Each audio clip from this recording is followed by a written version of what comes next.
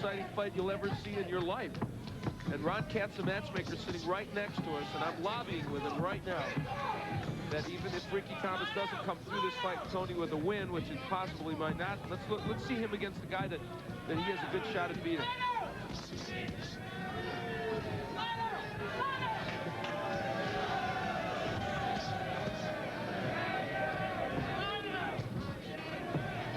Meantime, the clinic continues here, and Toney says to Thomas, come on.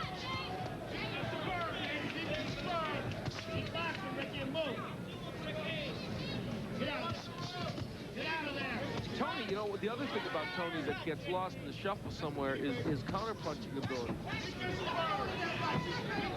Excellent counterpuncher. That is part of what's giving Thomas problems in this match. There was a good right hand. That might have gotten Thomas' attention. The left hand, beg your pardon. Thomas continues to fight back. You know, it is interesting. He's showing these nice combinations, just as he did against Darren Van Horn and Lamar Parks and these other good fighters that he fought. And it's doing even less for him here against James Toney. And that time, Toney with a crafty move just spun him and hit him. Another big name that he fought that he lost in 10, he really felt he beat him, was Davey Hilton. He lost to him in Canada, so to give you a clue. Davey Hilton, of course, from Canada.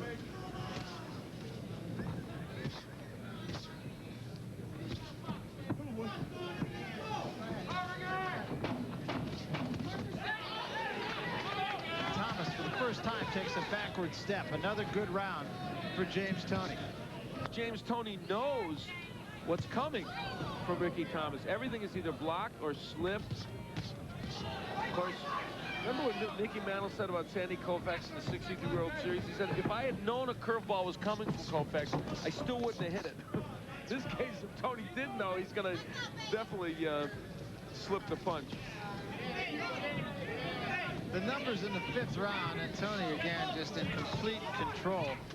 Thomas, incidentally, only landed 1 of 33 power shots that he threw, and that speaks to exactly what you were talking about. And the punches he threw, were not wild, crazy punches. Now James Toney is throwing, and you made the point, Barry, in the last round. For the first time, Ricky Thomas seemed like he was affected by the power of throwing. Look at this. Boy, those are some great shots. Those are just great shots. Even the ones that are blocked, after that comes a left hook to the body that you don't block.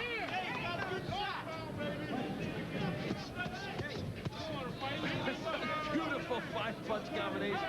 One got there for Ricky Thomas. By the way, Ron Katz has assured me we are going to see Ricky Thomas again in a bout in which it's going to be on pretty equal terms. He's got a good chance to win or put on a great show for us. And Ron's also going to make Lou Savarese and Hulk Hogan. Or is it the Incredible Hulk? Yeah.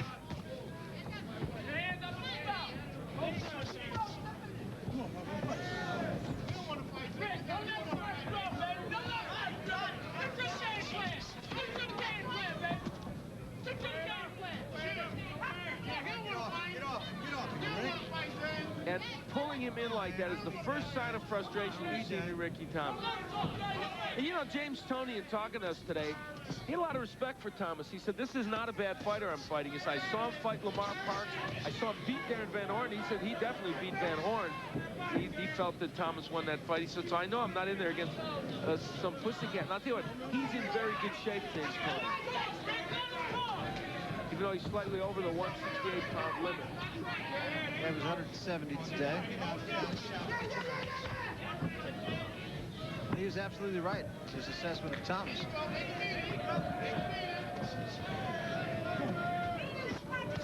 You know, they talked today about whether maybe Toney would come into this bout less than motivated. This is the camp for Ricky Thomas, and they might catch him on an off day. They didn't. No.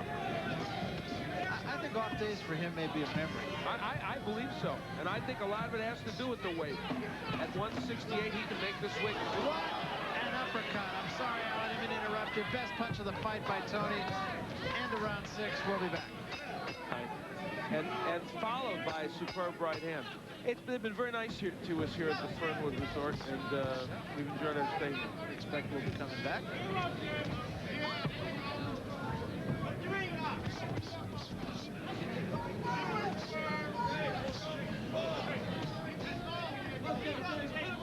rounds, and you see the edge now that Toney has built up.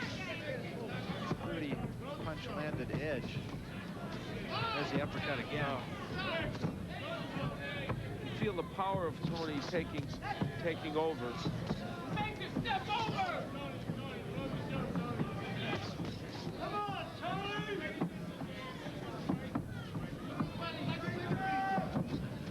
He just want to be, baby. Give it to him. Frustrating for Ricky Thomas right now because his technique is still there, believe it or not, after getting nailed with these big shots. But as Bill Miller told Toney, and he's listening to him, the jab will disrupt everything Ricky Thomas is doing. And Thomas wanted to get his own jab in against James Toney. Couldn't quite, has not been able to do it. Hand speed of James Toney is really a marvel at this weight. Yeah, moving up in weight, but not losing anything. In fact, gaining in a way because he doesn't feel weak, so he's throwing quicker. No, he is. He's much more up-tempo and has been from the opening bell.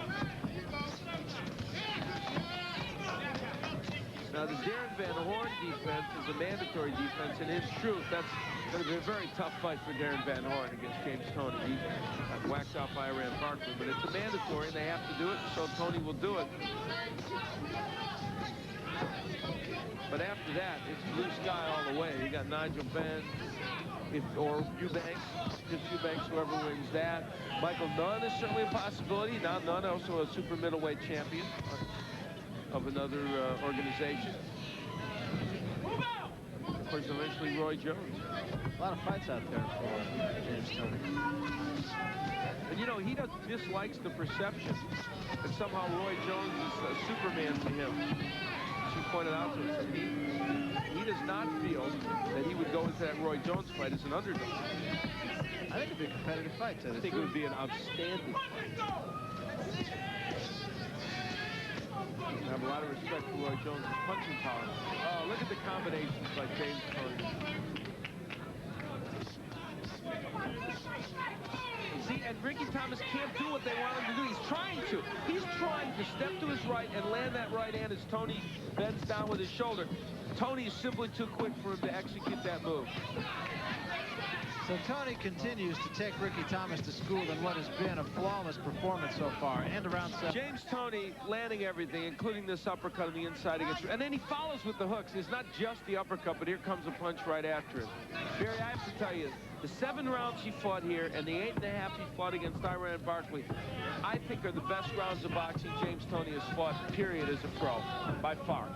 Hard to argue that. I mean, as you said, we watched that fight together. And he didn't lose a round in that fight, and I don't think he's lost a round in this fight. It's the way he's not losing. Yeah, you're right. It's just really astonishing. And there's the jabs, showing you how Toney has won the battle of the jabs. And Ricky Thomas has made an effort throwing over 200 jabs. Now, here's what Ricky Thomas is doing now, and I don't think it's a bad idea. Trying to give Toney a lot of movement. Maybe this will get Toney out of his rhythm, and he can land punches from a different angle. It's not a bad idea. Nothing else has worked for Ricky Thomas. Of course, a shutout. I mean, you just can't see it any other way. And again, it's not to detract from what Thomas has tried to do.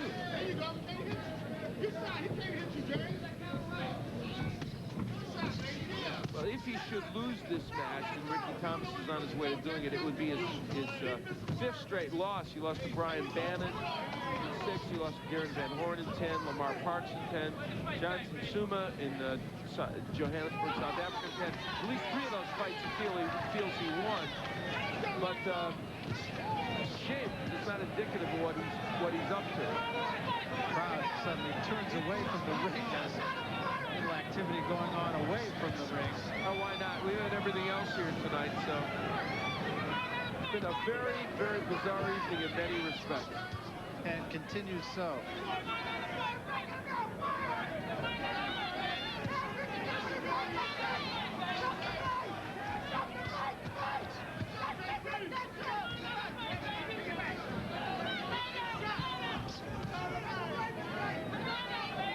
One of the security people is enlisting Larry Holmes' help. I would if I was there. Larry doesn't do that without being paid. No. No way he did with Trevor Burbick one time. That's true, yes. James Toney is just having his way, continues to be able to do pretty much what he wants.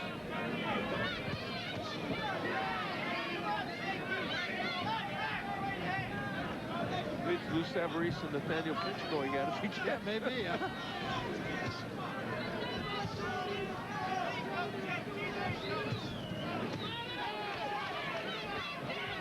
Toney driving Thomas back with the left hand. And there's a huge right hand. And a left hand again. There was a counter left by Toney. And Toney just, there's just nothing you can say that hasn't already been said. Brilliant performance. James Toney throwing excellent combinations, good, short, sharp, crisp punches, and Ricky Thomas, they told him very pointedly in the corner, get off the ropes, but that is the least of his problems. I don't think he's been on the ropes that much in this bout. When he does get there, yeah, James Toney will do a job of it. He's done a job in the center of the ring, too.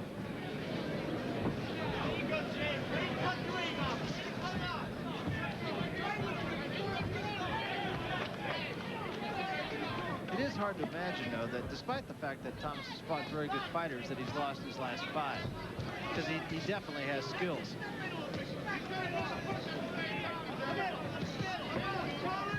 Yeah, he should have somewhere in there, but then he feels like he did get a win somewhere in there. Everybody, I guess, apparently felt that he beat Darren Van Horn. And he felt he won in South Africa, but didn't get the decision.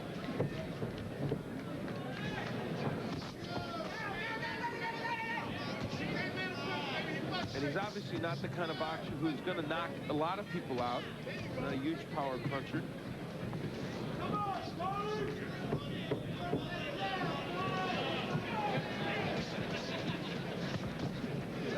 Triple jab.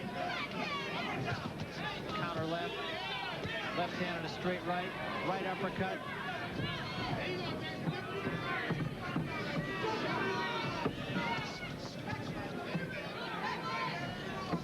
You know what's astonishing to me? That with all that's happened here in the 9th round, that Ricky Thomas is managing to still throw punches and throw them in a way that is appropriate. It's good technique. Oh, yeah, they're not defensive punches.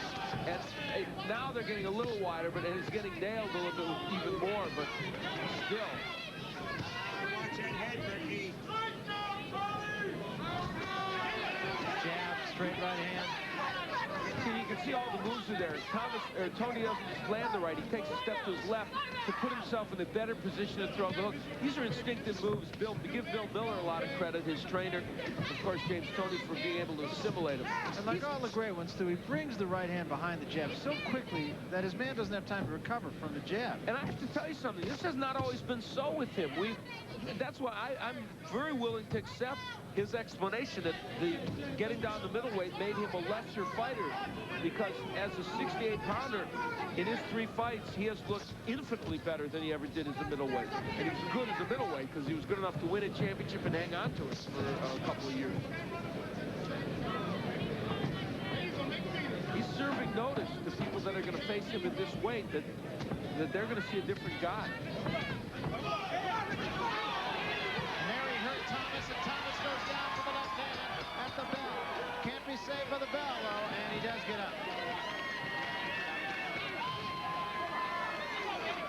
Sit down, sit down. All right. Sit down. Come on, wake up. Put it over here. Put out. Come on, baby. Come on, you gotta go the distance. Let's go. Let's go, baby. Come on now. Ready? Come on now. Ricky. Hold on. No, Ricky. Here's James Toney finally really getting to Ricky Thomas. Boy, that right hand could have done it, but it was the hook instead that really rocked him.